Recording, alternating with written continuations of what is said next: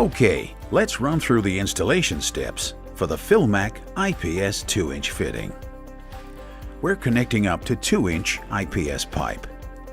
The only tools you need are a wrench and a saw or a blade to cut the pipe, and in this case, we've already done that. It is important that the cut of the pipe is reasonably square and that you remove any burrs. The first step is to make sure the nut is backed off with approximately 3 threads showing. Then insert the pipe into the fitting. It's important that you push it all the way in. You won't need to use force, and you'll feel it bump up to the internal stop. Tighten the nut by hand until there's a couple of threads showing.